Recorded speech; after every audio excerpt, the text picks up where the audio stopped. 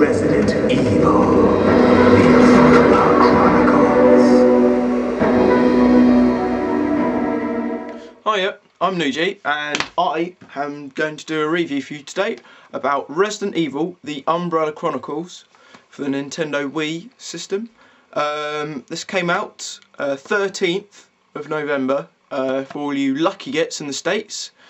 And whilst we get screwed over here in the UK and other European countries, we only got it on the 30th November, so that was just over 2 weeks ago. But yeah, this is the first Wii exclusive Resident Evil game.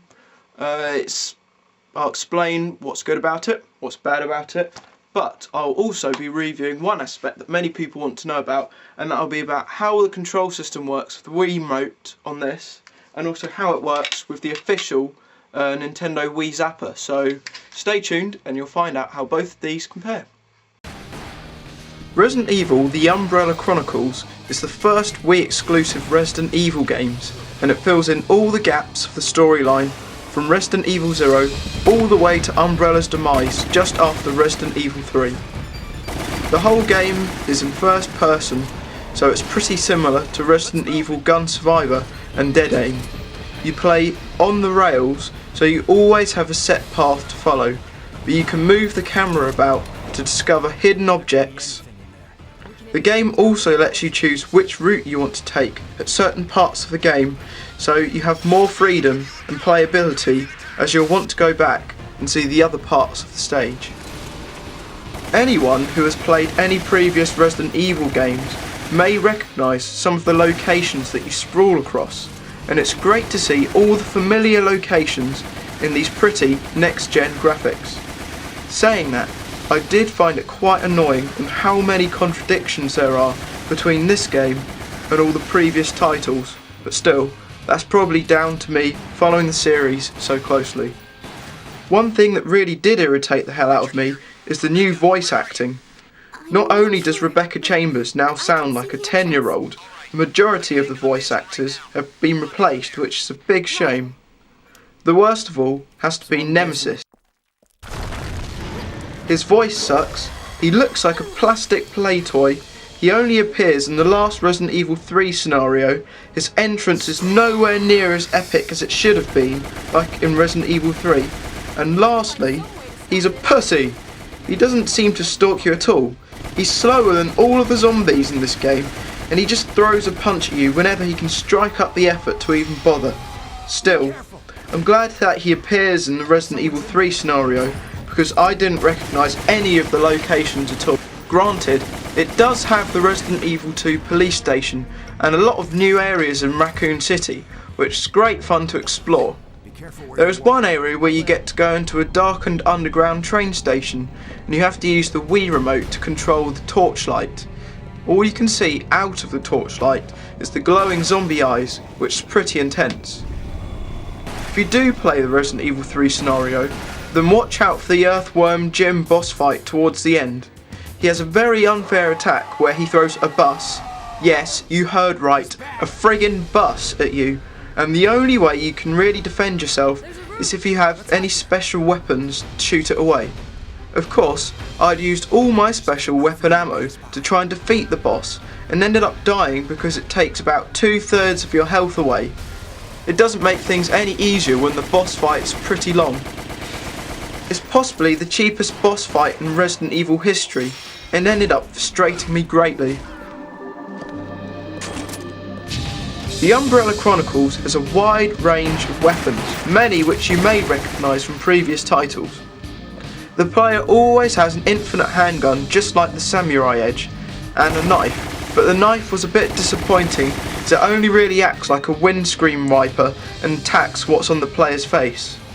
There's several varieties of shotguns, machine guns, magnums, rocket launchers and many others which you can all upgrade, but the customization is nowhere near as unique as Resi 4, and neither are the weapons, as really all the shotguns have exactly the same sound effects and seem to be just as powerful as each other. This applies to most of the other weapons, although it is very handy to always have grenades at your disposal to use. Despite all these weapons, you never really seem to have much ammo, as there is a ridiculous amount of enemies, which gives a better insight to the outbreak of the T-virus.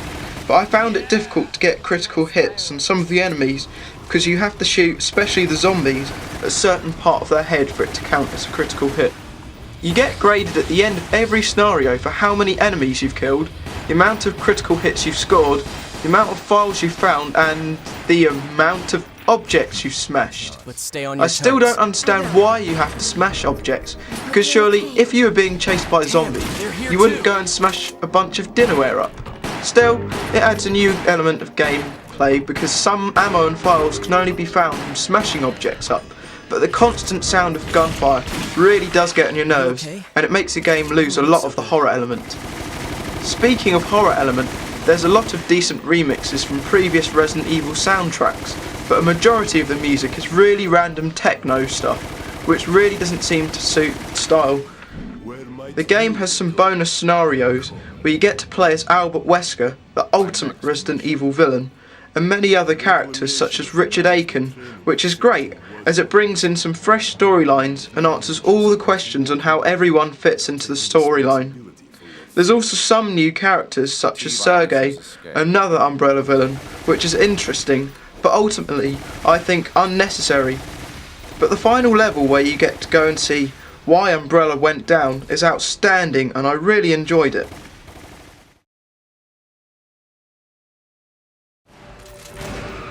The co-op in this game is brilliant, and possibly the best feature of it all. You share the same health bar, and you both have to act in the action sequences which are similar to the ones in Resident Evil 4 to survive, which really makes the game a team effort together. You earn points and grades on the same file as the one-player file, so it's worthwhile to do it together, especially as it's slightly easier with 2 players.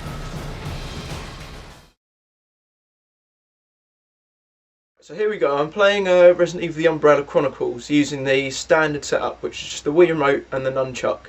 You don't have to use the Wii Zapper for this. This method's quite different to the Wii Zapper one, but I'll show you it anyway, so let's get started. I'm glad those two are okay. It would be too dangerous to move Richard now. It's quite similar to the Resident Evil 4 one, where you just have to use the remote as a gun, really. Just have to aim on the screen, just like a light gun, but this method is quite good because it's quite light, it's not very heavy, and you mostly use your right hand because you've got to use it to reload, you've got to use it to aim and shoot, you use it to throw grenades and stuff.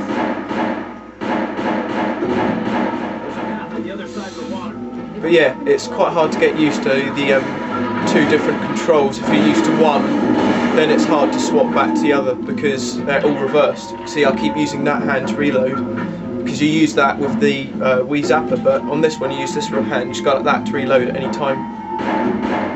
And also when you have to do action scenes, like use that to dodge, or you've got to dodge and zombies attack, you just got to use this hand. So as I said, if you're right-handed, then this method will work to your advantage, but for lefties, you might want to think about using the Wii Zapper. When throwing grenades, you just hold that button and then press the trigger button. So as you can see, the trigger's just there. Use that to shoot. But that's most of the points about the standard setup, and I'll show you the Wii Zapper one next. Right, so here we have the Wii Zapper method. As you can see, it's not the smallest gun ever. It's quite similar to a light gun. It's quite nice to have it wireless as well, so you're not restricted to the wires on it.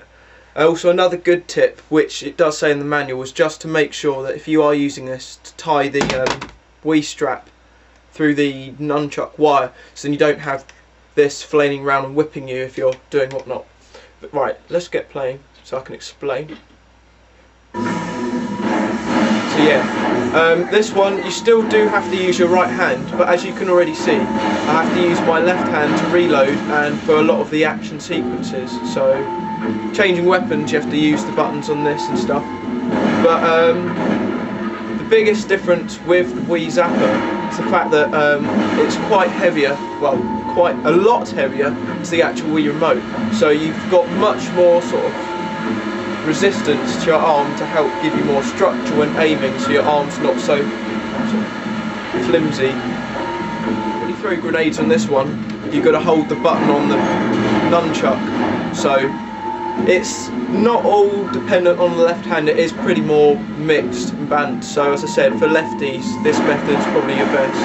A little niggle I did find with using the Wii Zapper is if you need to pause at any time, you can't do it with this hand because this is the only hand you have fingers free, because this hand you've got your finger ready on the trigger for whatever's coming and your hand's gripped to this. So it's like stock, kind of like Leon's upgraded handgun in Resident Evil 2. You don't hold it on the end like you'd have thought you do, like with Link's crossbow training. But yeah, one little niggle is that if you ever need to pause the game, there's no button here, so if you need to pause it you've got to go like that, which, yep, that may seem quite simple, but it's a bit annoying, you know. Could have done with a button here somewhere, makes it a bit easier. I don't know, maybe another button underneath the Wii Zapper might have helped it, but still, it works alright. I mean, the Wii Zapper isn't necessary to play this game because I bought this game a week before the Wii Zapper actually came out, because Umbrella Chronicles came out a week before the Wii Zapper did. But it only costs £20 for the official one, and you can get some third-party ones for around £8 or £12, depending what you get. They look alright. I think really what you get is what you pay for, because of this you get Link's crossbow training as well, which, yeah, it's not a big epic game, it is pretty much just a short prototype game to test out the Zapper, but it's good fun. I enjoyed it, and I'm not even a Zelda fan, so I think you'll enjoy it. It's good practice, and for 20 quid I think it's a bargain really. But as I said, the Zapper isn't necessary. I had pretty much just as much fun using the Wii remote as I did with this, but it does make your aiming a lot more accurate, and it will help certain people more than others, and also it just makes it more authentic really. You can sort of feel like you're in the game, and sometimes you will go a bit authentic to try and shoot stuff, whereas with the remote, you know, it sort of distances you between the game and the real life. So there is, it is annoying about this game is some of the unresponsiveness of the actual nunchuck whenever you have to dodge zombies. When you're using this to play the game, you have to use the nunchuck for action sequences to dodge and whatnot, and so many times when I've gone to dodge zombies I'll be like that, flailing the remote around like a magic cart or something, because it actually gives you a symbol that you have to spin it like that, but yet it won't dodge, and you know, that's your health gone to counter-attack an enemy attack, which is a bit rubbish really. But with the Wii remote as well, I found that happened, not as often, but it's, yeah, one thing to bear in mind. So that's it really, that's it about the controls. All in all, Resident Evil The Umbrella Chronicles is a decent game, not the best or the highlight of the series like Resident Evil 4 to a lot of new members to the Resident Evil series, and I wouldn't say it sticks out, but it's good fun.